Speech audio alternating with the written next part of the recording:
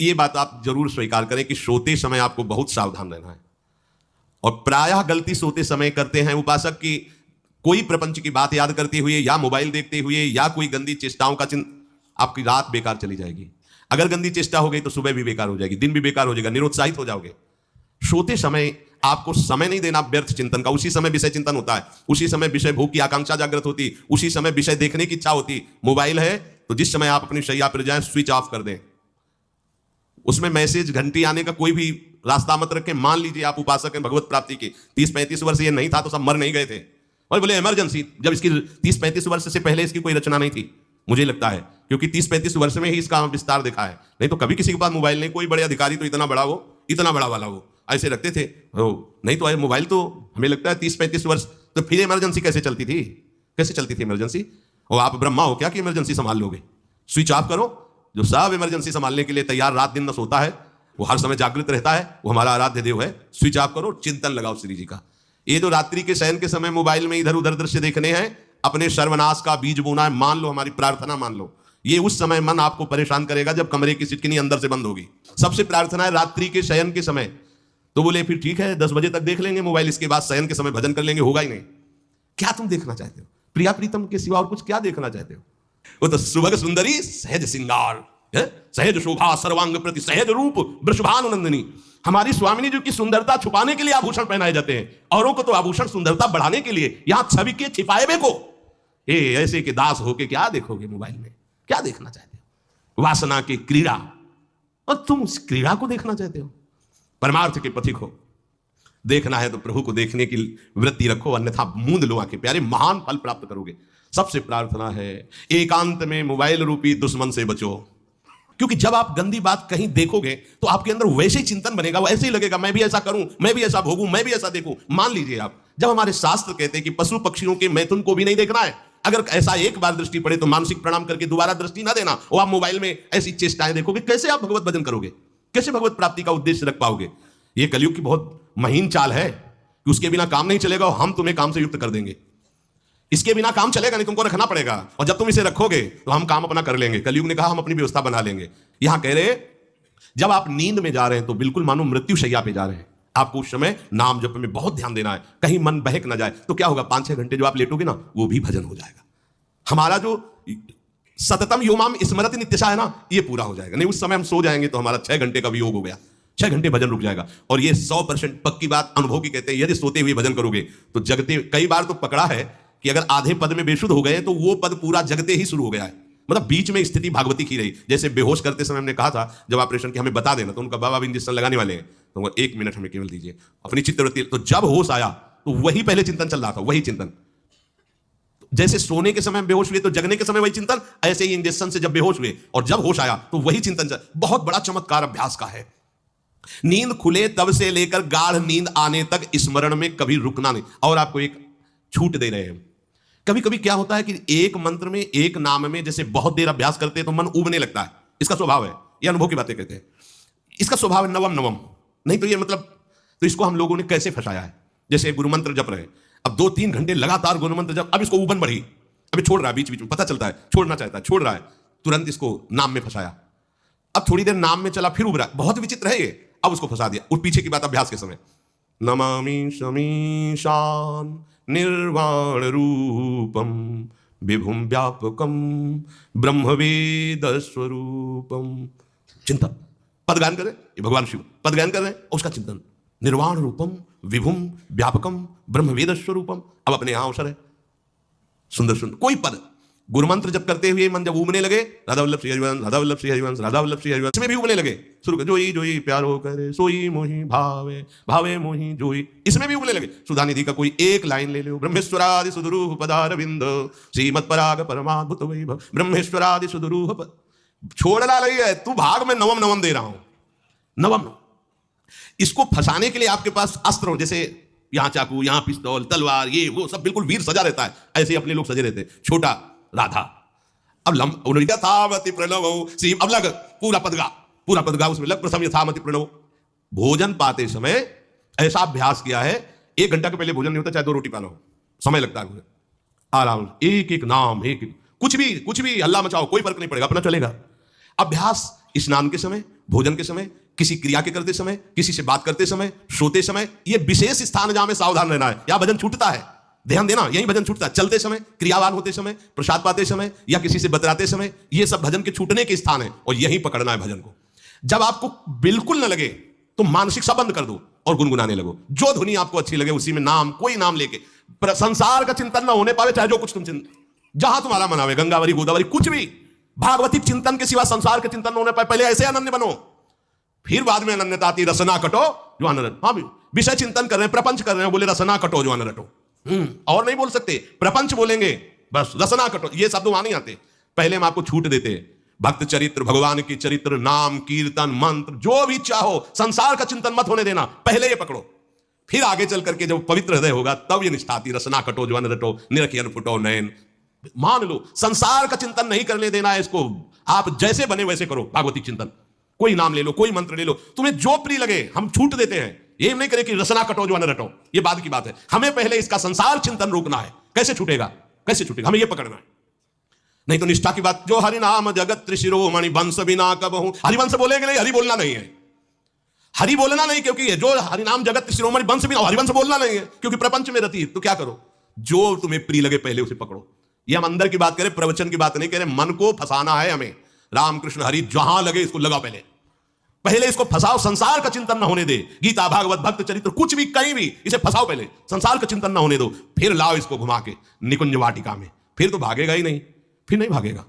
अब सीधे निकुंज वाटिका में किसी महाभाग्यशाली गुरु आश्रित का लगेगा, अन्यथा बहुत प्रपंची मन है, आप आश्रय इधर का लोगे, प्रपंच का चिंतन करोगे, बात बनेगी। चिंतन छोड़ना है हमें, जैसे बने तैसे संसार का चिंतन छूट जाए तो हम विजय को प्राप्त होंगे। ध्यान दीजिए, इस परमात्म तत्व को वही प्राप्त कर पाता है जिसका राग बीत गया है, खत्म हो गया है, वैराग्यवान। ज्यादा परिश्रम नहीं है वैराग्य में, विवेक नहीं होने के कारण हम वैराग्य नहीं धारण कर पाते। हम बाहरी बातों को वैराग्य ले लेते हैं, ऐसा कपड़ा बदल लेना या कपड़ा ना पहनना या लौकी का कमंडल, मिट्टी का पात्र, तो हम अपने को वैरागी। बात यहां नहीं रुकेगी। वैराग्य का इतना ही मतलब, ये भी एक बाह्य अंग है वैराग्य का, पर वैराग्य का सच्चा स्वरूप है वीतरागा। कहीं कुछ भी अच्छा नहीं लग रहा, कोई भी सुख आकर्षित नहीं कर रहा, लोक लोकांतर की प्रतिष्ठा, मान, सुख, ऐश्वर्य, व्यक्ति, कुछ अच्छा नहीं लगा, राग खत्म हो गया। ऐसा उस अक्षर ब्रह्म को, अविनाशी तत्व को जान पाता है। जगते भयो फिरे बैरागी, जैसे हरिवंश, प्रपंच, बंच, सब ये काल ब्याल को खायो। हालत यह है कि जैसे सांप ने मेढक को पकड़ रखा और मेढक सामने पतिंगा को, कीड़े को पकड़ना चाहता है। उसे यह पता नहीं कि मैं खुद किसी का कवल बन चुका हूं, वो एक झटके में मुझे अपने पेट में ले जाएगा। ऐसे ही हम सब हैं, काल के द्वारा ग्रसित है। काल ने हमें पकड़ रखा है, पर हम भोग भोगना चाहते हैं। हम नाना प्रकार की मान प्रतिष्ठा पाना चाहिए, ये पता नहीं एक झटके में हमारा अस्तित्व ही खत्म हो जाएगा। जिनके अंतःकरण में किसी भी व्यक्ति, वस्तु, स्थान, पद, प्रतिष्ठा का राग ही नहीं रह गया है, उसे कहते हैं वैराग्यवान। वीतरागाः, राग ही नहीं है। जिनका अंतःकरण निष्पाप, निर्मल हो चुका है, जिनके हृदय में केवल भगवत प्राप्ति की उत्कट लालसा जागृत हो गई है, ऐसा साधन संपन्न उपासक परमात्म तत्व में प्रवेश पाता है। अध्यात्म मार्ग की ऊंचाई पर वो स्थित हो जाता है।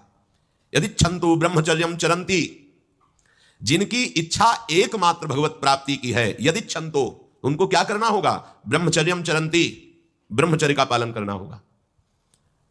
प्रत्येक इंद्रियों का निर्विषय हो जाना वास्तविक ब्रह्मचर्य है। केवल जनेन्द्रिय से ही ब्रह्मचर्य को नहीं लेते। हमारी प्रत्येक इंद्रिय भोगों से रहित होकर भगवत अनुराग में, नेत्र प्रभु को देखना चाहते हैं, त्वगेंद्रिय प्रभु को स्पर्श करना चाहती है, घ्राणेन्द्रिय प्रभु के श्री अंग की गंध पाना चाहती है, श्रवणेन्द्रिय प्रभु के वचन सुनना चाहती है। एक एक इंद्रिय अपने प्रभु में लग गई, अंतर्मुख हो गई, बाहर विषयों का त्याग हो गया, इसे ब्रह्मचर्य कहते हैं। पर प्रारंभिक ब्रह्मचर्य में जनेन्द्रिय का ब्रह्मचर्य अत्यंत आवश्यक है। यदि जनेन्द्रिय जन्य व्यभिचार दोष से युक्त है तो कदापि उसे भगवत प्राप्ति नहीं हो सकती। शुभगति, इसी से हमारा हृदय मलिन होता रहता है, अंधा बटे और पड़ा चबाए वाली दशा रहती है। हमें 50 वर्ष हो गए, अरे 50 जन्म हो जाए, तुम व्यभिचार करो, गंदी बातें करो, गंदे चिंतन करो, तो समय व्यतीत करें, अनंत जन्म व्यतीत हो गए, भगवत प्राप्ति हुई क्या? 50 वर्ष से भगवत प्राप्ति हो जाएगी क्या? 5 मिनट काफी है भगवत प्राप्ति में, एक बार नाम काफी है। वो स्थिति तो लाओ। बार बार बहिर्मुख वृत्तियों के द्वारा विषयों में सुख बुद्धि कर लेने से हमारा सारा का सारा अध्यात्म चिंतन बदलता रहता है। इसलिए लाभ नहीं मिल पाता, एक रस चिंतन नहीं रह पाता, बार बार विक्षेपी विषय करते रहते हो, हम सहते रहते हैं और भोगते रहते हैं।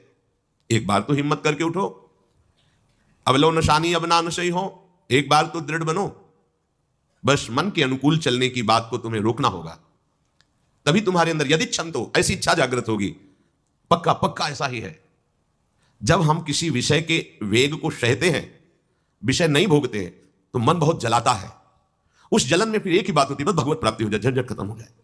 कब तक हम इसमें चलेंगे? एक बार भगवत, वो जलन हमको भगवत प्राप्ति की इच्छा प्रकट करती है। अपने लोग क्या करते हैं, जलन को मिटाने की कोशिश करने लगते हैं, तो भगवत प्राप्ति की इच्छा क्या, भोग प्राप्ति की तृष्णा जाग, तब रास्ता निकलता है भगवत प्राप्ति का, तब इच्छा प्रकट होती है। अब नहीं, बहुत जल लिया, अब तो केवल प्रियाजू के समीप जाना है, अब तो प्रभु के सानिध्य में रहना है, नहीं इन भोगों की जलन में जलना है। पर यहां तक पहुंचने के लिए जलना होगा, तभी लिखा सहित सहित बाढ़ है भगति तास्तिति क्षस्व भारत, क्योंकि आगमा पाइनो अनित्यास, ये नाशवान काम क्रोधादि तुम्हें प्रेरित करेंगे, तुम इनके वेगों को सह जाओ, ये स्थायी नहीं है। आगमा पाइनो है, आने जाने वाले हैं, और ये सहन करने से नष्ट होते हैं, भोगने से बढ़ते हैं। यदि क्षंतो, अगर भगवत प्राप्ति की इच्छा है तो ब्रह्मचर्यम चरंती, ब्रह्मचर्य का पालन करना ही होगा, इसमें कोई गुंजाइश नहीं, क्योंकि आप चल ही नहीं सकते। ध्यान से सुन लो, ये मनोरंजन का मार्ग नहीं है, इसमें मन ही मार तनहारिक है वृंदावन में गाज, इसमें मन मारना होगा। प्रायः ये मन को दुलार करने वाले लोग कभी भाग्य से सत्संग में भी आ जाते हैं, कभी श्री विग्रह के दर्शन करने भी मंदिर पहुंच जाते हैं, कभी तीर्थ याटन भी करते हैं, पर इनका कोई लक्ष्य नहीं होता। हाँ, सुन लिया सत्संग, बढ़िया है, लक्ष्य नहीं होता। यहां लक्ष्य वालों की बात हो रही। यदि क्षंतो, यदि तुम्हारी ऐसी इच्छा जागृत हो रही किसी जन्म में भगवत प्राप्ति करनी, तो ब्रह्मचर्यम चरंती। आप सच्ची मानिए, जिसके निकालने में तुमको सुख की अनुभूति हो रही, उसको रोकने में कितनी सुख की अनुभूति होगी। उन्मत्त हो जाओगे बहुत जल्दी। आप इतने गुण ही गुण, और ब्रह्मचर्यहीन, आलस्य, प्रमाद, भोगों का चिंतन, मन का डिप्रेशन में पहुंचना, कमर में दर्द, टांगों में दर्द, सर में दर्द, घबराहट होना, बिना किसी कारण के मन भयभीत हो रहा है, भोजन अपच हो रहा है, बिना किसी प्रक्रिया के वीरनाश हो रहा है, बिना किसी प्रक्रिया के। काहे को मृत्यु स्वयं स्वीकार कर रहे हो, ये मृत्यु है। चाहे भगवान दत्तात्रेय जी बोल रहे हैं या भगवान कपिल देव जी बोल रहे हो, जब उपासक को संबोधन करते हैं भगवत प्राप्ति के लिए, तो कहते हैं कि इस भोग वृत्ति को साक्षात मृत्यु रूप देखो, ये मृत्यु है तुम्हारी। जब शरीर राग त्यागना है तो तुम शरीर से भोग भोगोगे, तो आसक्ति शरीर की पुष्ट होगी, आसक्ति भोग सुख की पुष्ट होगी, है नहीं। कितने दिन शरीर रहेगा, कितने दिन भोग रहेंगे। विचारवान बनो, ब्रह्मचर्यम चरंती, ब्रह्मचर्य का पालन करो। उपासक जो ब्रह्मचारी होता है, उसका खिला हुआ चेहरा रहता है, जैसे कमल खिला हुआ, बिना किसी कारण के उसकी मुख मुद्रा में प्रसन्नता होती है। जो ब्रह्मचर्यहीन होता है, बुझा हुआ चेहरा होता है, तेजहीन, बिना किसी कारण के वो शोकग्रस्त लगता है। बैठा है, आपको लग रहा है शांत है, लेकिन आप चेहरे को देखो, वो एक शोकग्रस्त है, कुमलाया हुआ चेहरा, अशांत चेहरा, मुख प्रसन्न, तन तेज विराजा। यह है ब्रह्मचर्यम चरंती, भगवत आराधन संपन्न उपासक का। जैसे आग में पैर रखते हुए कोई चले तो कैसे चलेगा, ऐसे ही ब्रह्मचारी की पहचान है। इतनी स्फूर्ति उसके अंदर होती, जैसे आग में चलने वाला पूरा पैर नहीं रख पाएगा, अगला कदम रख देगा क्योंकि ताप लग रहा है, ऐसे उसकी स्फूर्ति होती पैरों में। उसकी आंखें एकाग्र रहती है, चंचलता इधर उधर या बार बार झपकना, यह विषयी पुरुष का लक्षण। बार बार पलक झपकना, यह विषयी पुरुष का लक्षण। इधर उधर ताक झांक, चंचलता, ऐसा बैठे तिनका तोड़ रहा है, पैर हिला, ये सब विषयी पुरुष के लक्षण है। ये तो बिल्कुल साधारण स्पष्ट दिखाई देता है आदमी विषयी है या ब्रह्मचारी, एक सेकंड में लक्षण होते हैं। आपको जब भगवत मार्ग का अवसर मिला है तो गृहस्थ हो, संतान हो गई, ब्रह्मचर्य से रहो। नहीं चाहिए संतान तो भ्रूण हत्या, गर्भ हत्या जैसे महापाप करने की क्या जरूरत है।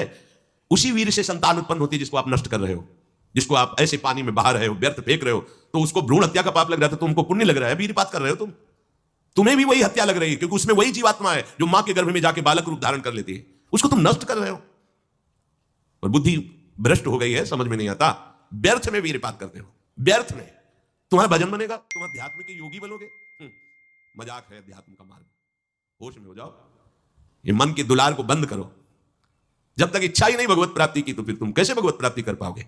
भगवत प्राप्ति की इच्छा कैसे होगी जब तुम्हारी इस तरह से निंदनीय वृत्तियां हैं। इंद्रियों को दुलार कर रहे हो, मन को दुलार कर रहे हो, भगवत प्राप्ति चाहते हो, आचरण नीच और चाहते हो उच्च पदवी। सावधान हो जाओ।